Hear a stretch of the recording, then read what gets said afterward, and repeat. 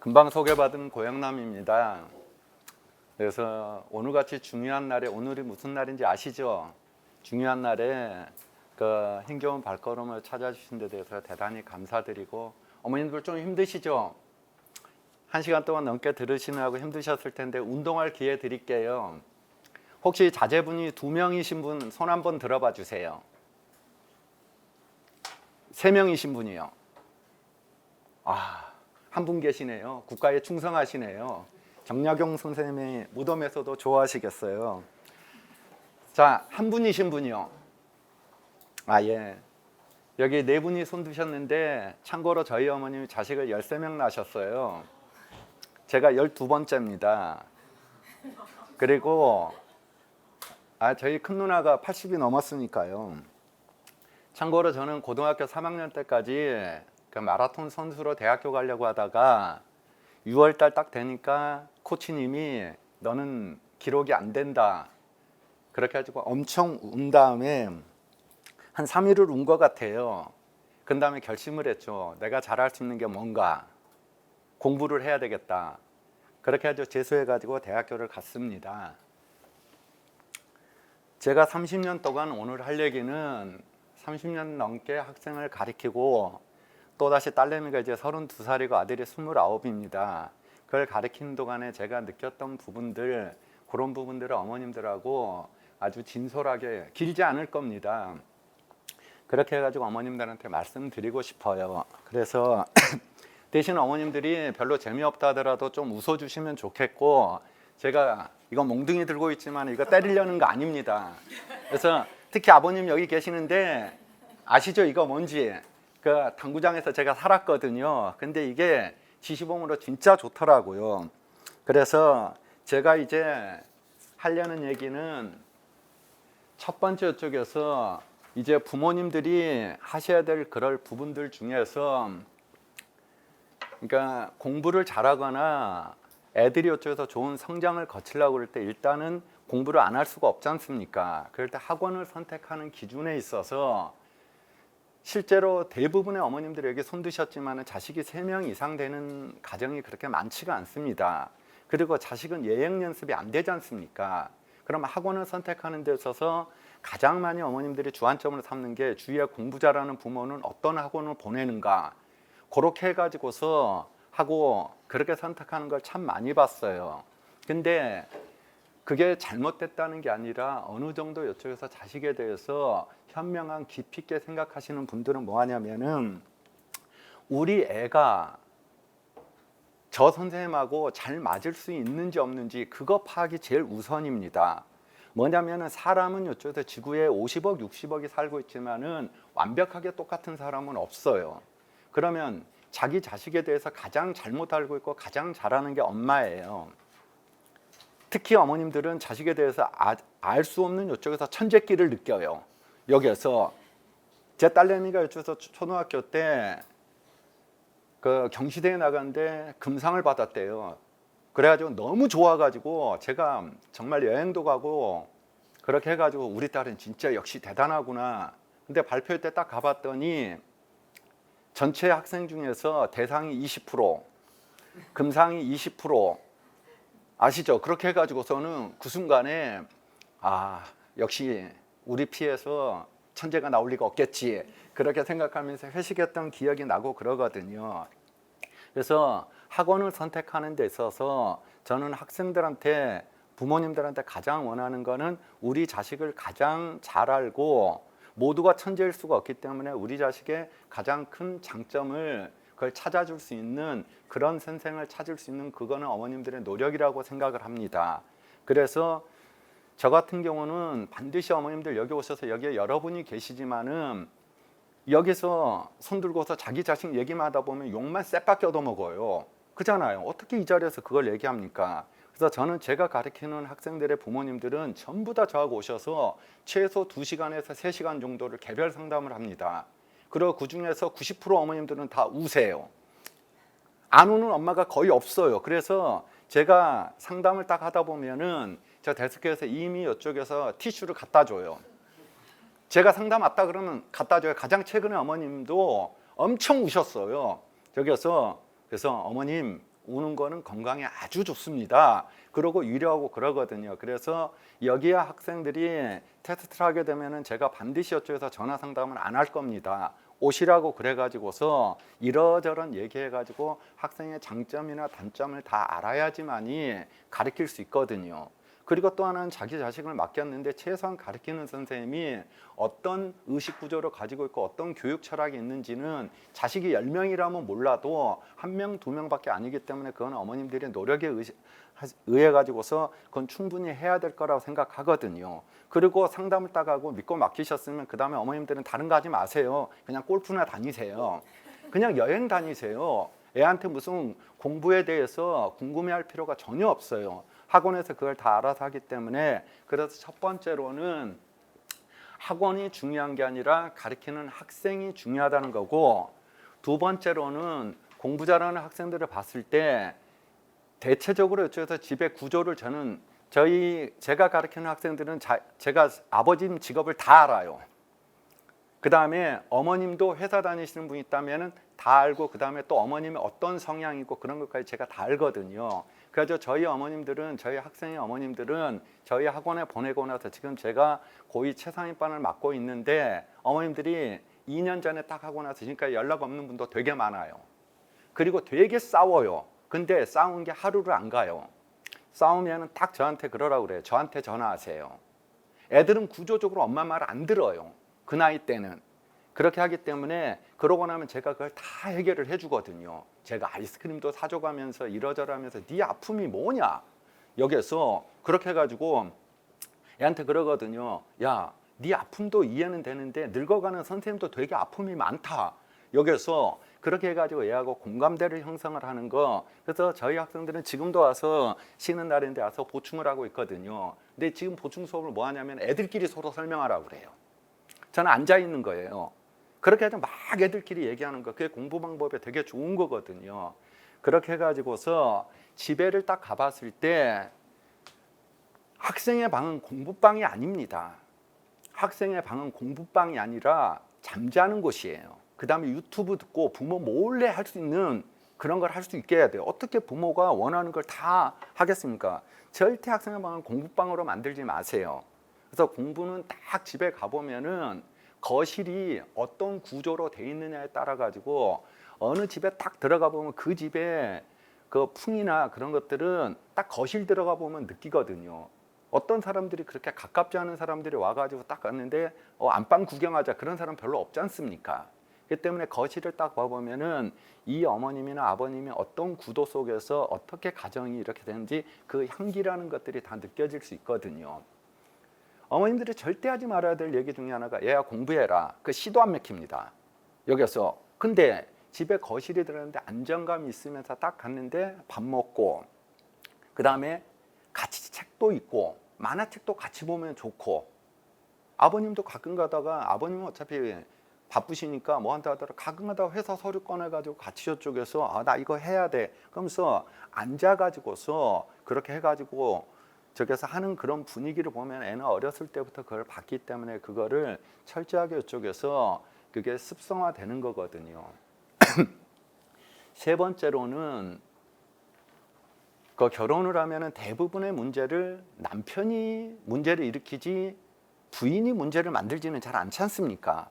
그건 좀 심각한 가정이에요. 부인 때문에 만약 그렇다 그러면 대부분이 남편이 술 먹고 늦게 들어오고 뭐하고 그러는 과정에서 싸움의 원인은 제가 7, 80%는 남편한테 있다고, 남자한테 있다고 일단 생각을 하거든요.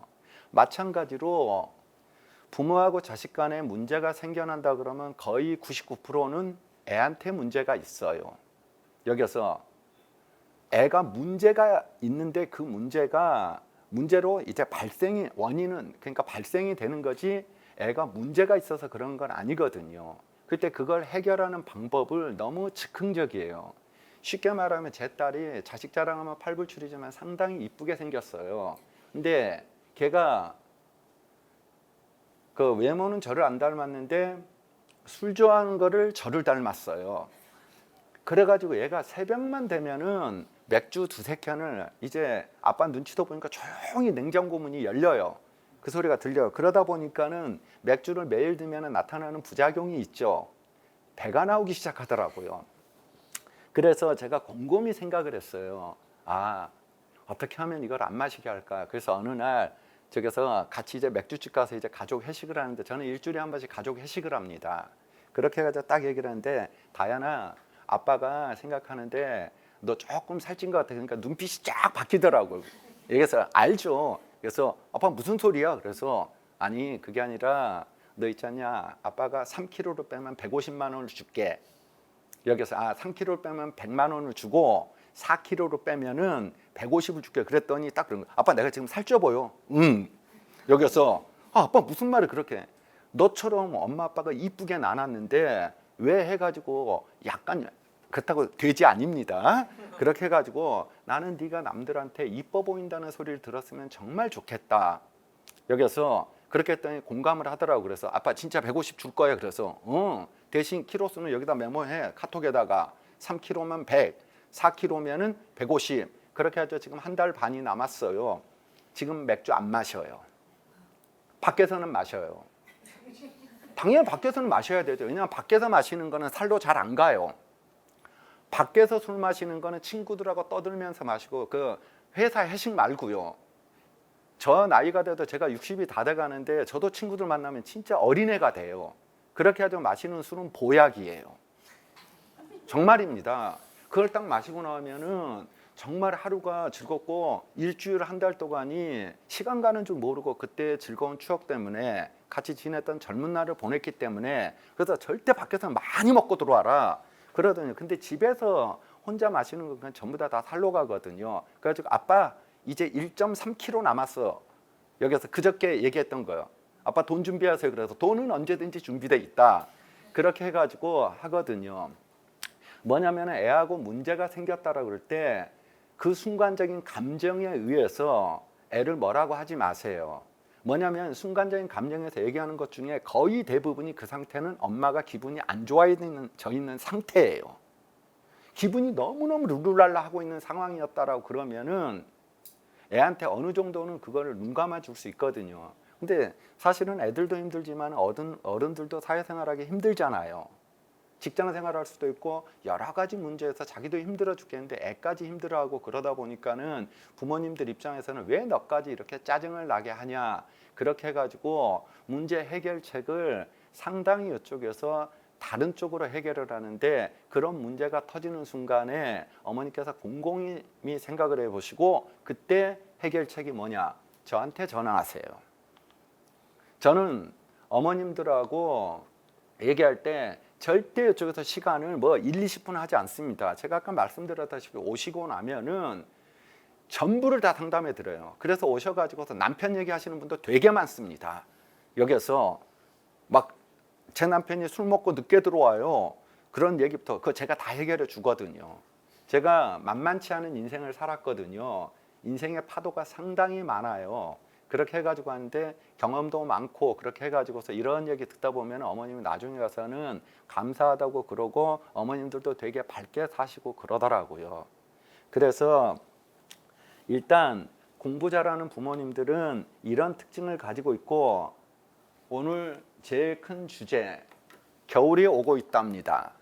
이거 어느 드라마의 제목인 줄 아시는 분 계세요? 그 왕자의 게임에 거기에 나오는 겨울이 오고 있다 그거거든요. 어머님들 지금 어머님들한테 겨울이 오고 있어요. 왜냐면은 이때까지 애들이 말 잘 들었던 애들이 있고 뭐 중2병을 겪었던 애들도 있고 그러겠지만은 이때까지 겪었던 거하고는 상상할 수 없을 정도의 어머님들한테 고통이 기다리고 있습니다. 대비하셔야 돼요. 뭐냐면은 그 중학교 2학년 고등학교를 겪으면서 자식하고의 갈등을 안 겪어본 사람이 없습니다. 참고로 저희 집은 제가 압구정동 현대아파트에서 살다가 쫓겨났습니다. 아파트 분여회에 사서 아파트에서 제가 그때 거기 저희 집은 이제 설해마을인데 거기에서 저 새를 들어서 살고 있었거든요. 학교 때문에. 근데 분여회가 와서 나가주셨으면 좋겠습니다. 얼마나 딸하고 엄마하고 싸웠는지 아파트가 제 딸이 엄청 순한데 엄마한테만 모든 걸 다 불만을 쏟아붓고 그렇게 해요. 그렇게 해가지고서는 이제 나가라고 그래서 제가 그때 상해에서 이제 근무하고 있을 텐데 연락이 왔더라고. 나가랜다. 야, 나가. 그냥 나가. 웬만했으면 그러겠니. 그렇게 해가지고서 야, 정말 창피해서 누구한테 말도 못하겠다. 그래가지고 그냥 조용히 나가.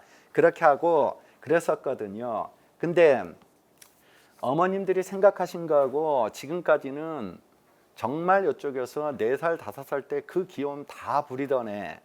그 다음에 중2병이 왔는지 안 왔는지 모르겠지만 그게 왔었다면 우리 애는 다 지나갔겠지. 아닙니다. 이제 고통은 시작입니다. 그런데 이게 어떤 경우에 해당하냐면 애가 공부도 잘하고 뭐하고 어머님들의 노력에 의해서 다 만들었어요. 근데 이 애를 어떻게 들어줄까 그랬는데 처음에는 생각할 때 이거였어요. 배가 고파서 집에 가가지고서 열심히 된장국을 만들었어요. 이제 근데 집에 된장이 없어요. 참 황당하죠. 근데 이 애가 별로 좋은 것 같지 않더라고요. 근데 하늘이 저를 도와주더라고요.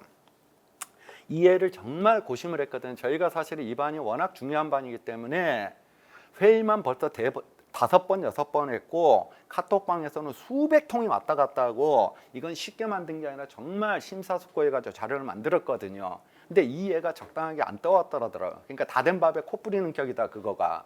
근데 제가 유독 흰색을 좋아하고 오늘 설명회가 있어서 이걸 드라이를 다 맡겼어요. 딱 그렇게 했는데 정말 먼지 묻을까 봐 뭐 했는데 커피 마시다가 쏟았어요. 망했죠. 그래가지고 막 그걸 닦아내고 있는데 다행히 치명상이 아니더라고요. 요 앞에 이랬으면은 집에 갔다 오고 그래야 될 거거든요. 왜 이 애가 중요하냐면은 정말 자식을 여러 가지 노력을 기울여서 다 작품을 만들어 놓고 쉽게 말하면 명문대를 보내고 뭐하고 그렇게 해가지고 교육적에서는 성공했다 하더라도 나중에 가지고 마음속에 악마가 살고 있는 그런 케이스가 돼버린다 그러면은 그것같이 이쪽에서 후회스러울 일이 없을 겁니다. 그런 거를 미연에 방지하기 위해서 그렇지 않습니까? 공부보다 먼저 인성이지 않습니까? 인간이 먼저 돼야 되는데 그거는 쉽게 키워지지가 않습니다.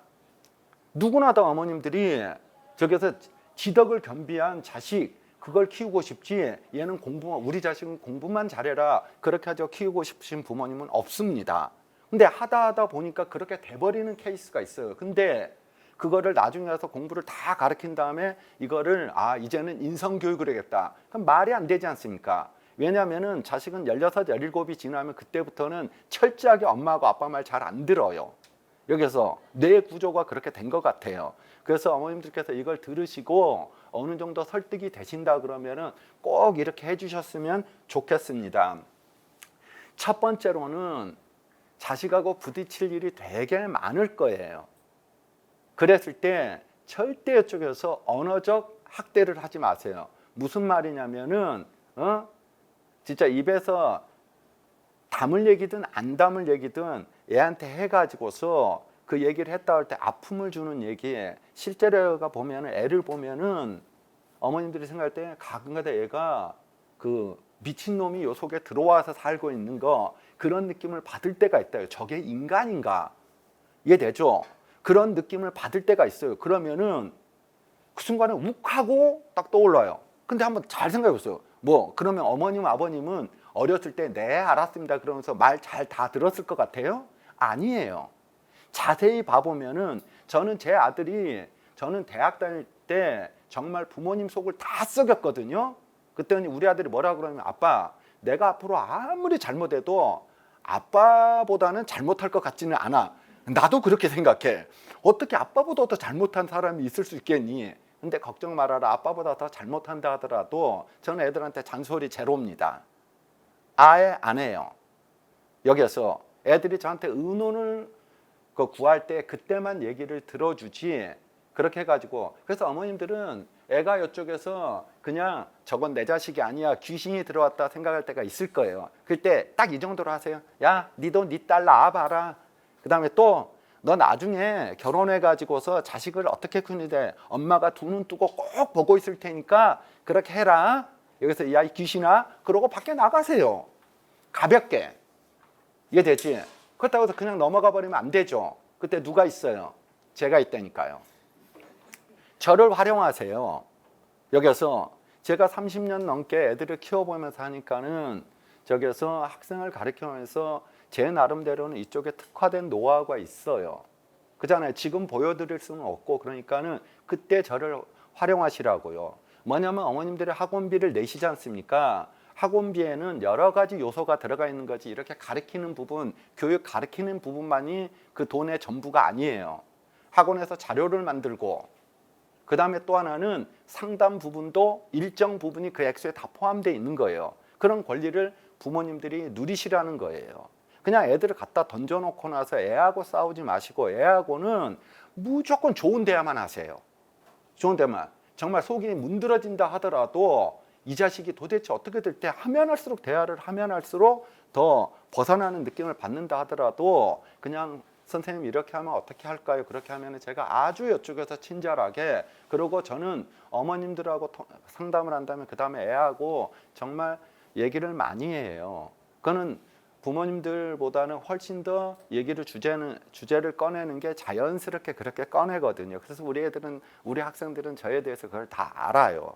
그래서 그 다음에 두 번째로는 가끔가다 학생들한테 부모님, 어머님이나 아버님이 살아왔던 좋은 얘기를 해주려고 해가지고 얘야 얘기 좀 하자, 그렇게 해요. 그렇게 하거든요. 근데 그 얘기의 끝은 90% 이상이 공부 잘해라. 애들이 그 결론을 이미 다 알고 있어요. 어떤 얘기를 하거나 그러면은 무슨 요쪽에서 유교 사상에 대부분 입각해가지고 그 부분에 관한 거, 뭐 이렇게 살아라 저렇게 살아라, 그 얘기라는 걸 알고 있어요. 근데 하나 물어보고 싶어요.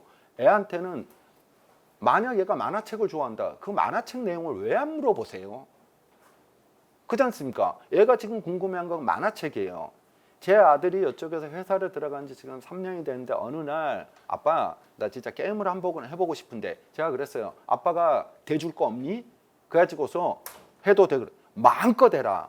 그리고 뭔가를 시작했으면 네가 회사 생활이 뭐 재밌겠냐. 그래서 그 다음부터 막 모니터랑을, 대형 모니터를 사는 거예요. 그래서 얘한테 그랬어요. 야, 한번 할 것 같으면 2년 정도를 아주 빡세게 해라. 그렇게 해서 거기에 등수까지 좀 올라가라. 얼마나 재밌냐. 그렇게 해가지고서 진짜 응원합니다. 제가 돈도 대줬어요. 모니터비 70만 원 제가 대줬거든요. 그렇게 해가지고 하라고 그래요. 여기에서 그렇게 해가지고서 응원을 하고 그러거든요. 뭐냐면은 메라비안의 법칙이라고 해가지고, 뭐냐면 어떤 사람이 어떤 의견을 관철시키려고 얘기했을 때 주제는 거의 제로에 가깝대요. 자기가 하려는 주제를.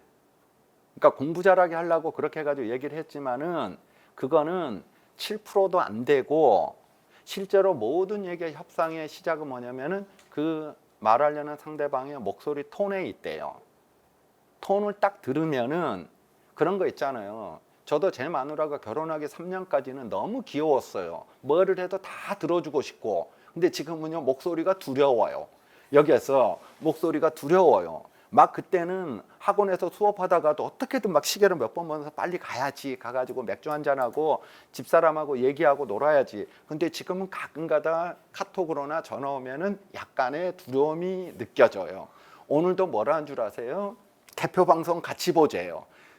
여기서 저 사실 친구들하고 보고 싶었거든요. 친구들하고 보고 싶은데 개표 방송 같이 보대요. 그래서 알아서 같이 봐야지 당연히. 무슨 당연히는 당연히예요. 친구가 좋지. 여기서 그렇게 해가지고 그런 거거든요. 그래서 애들을 이쪽에서 절대 부모님들이 알고 계시는 그 많이 살았다는 이유로 그렇게 해가지고 애한테 이렇게 해라. 생각보다 애들은 더 똘똘합니다. 더 똘똘해요. 그리고 고민거리는 어머님들이 가지고 있는 고민거리가 아니라는 거예요. 걔네들의 고민거리는 따로 있어요.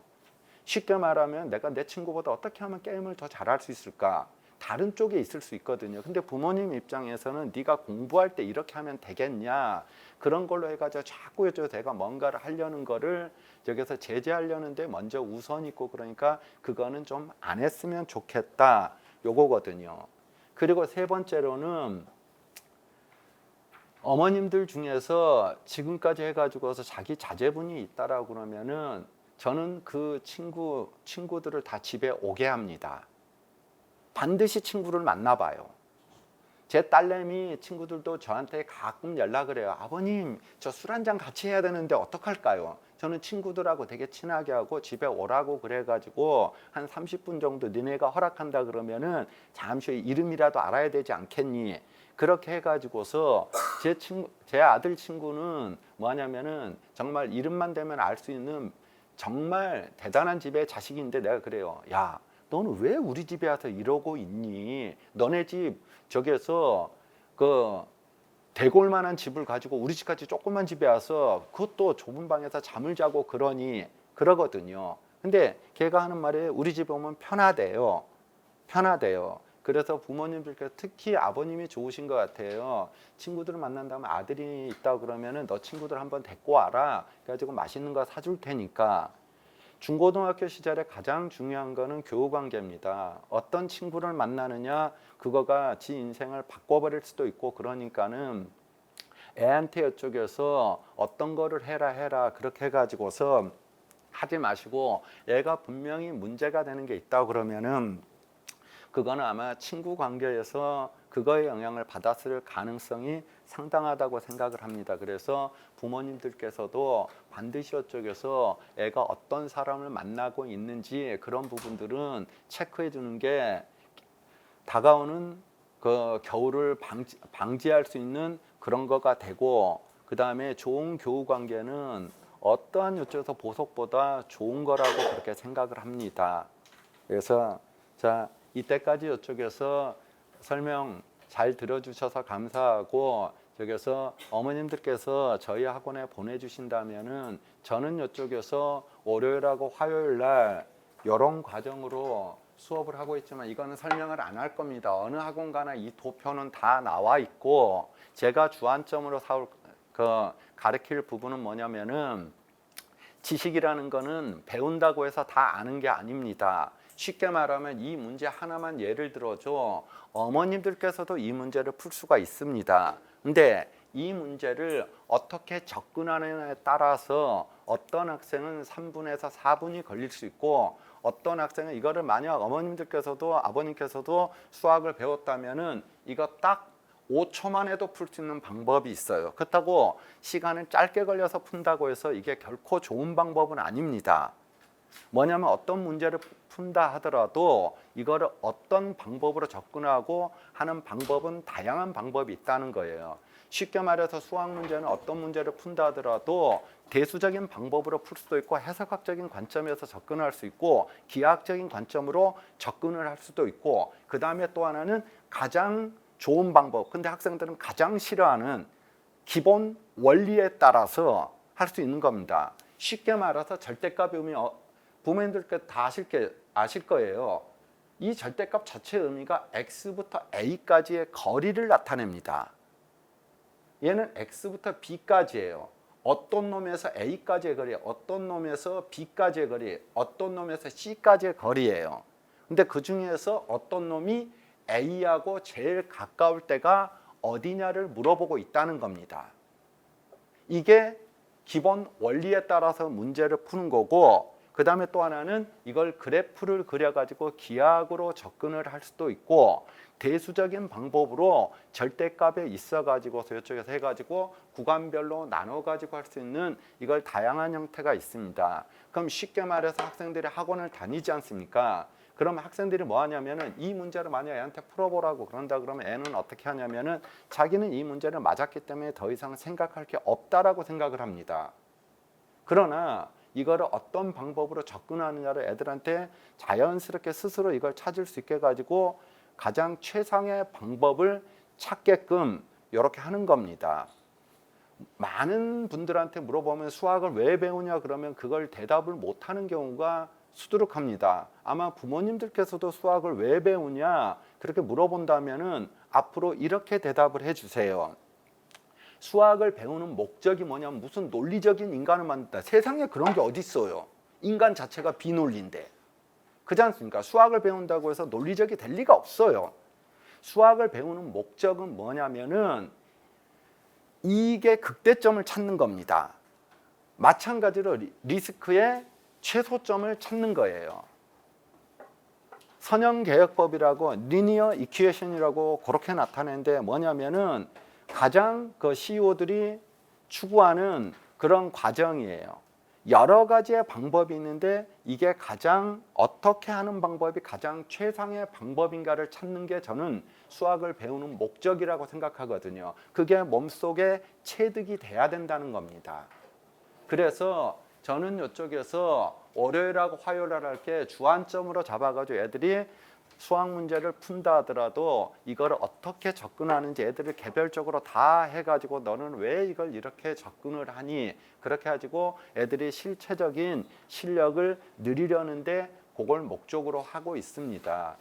여기서 그리고 마지막으로 저희 요 반이 저희하고는 이제 박지원 선생님이 저한테 제안을 해가지고서 하게 됐는데 그 두 분 선생님에 대해서 아마 부모님들도 아시겠지만은 박지원 선생님은 정말 이쪽에서 단대의 상위권을 거의 70~80%를 다 데리고 있는 그 정도로 아주 대치동에서는 유명한 선생님이고 그 다음에 조창 선생님 이제 그 선생님은 우리 학원에 몇 년째 이쪽에서 고3 최상위반 수능을 담당하고 계십니다.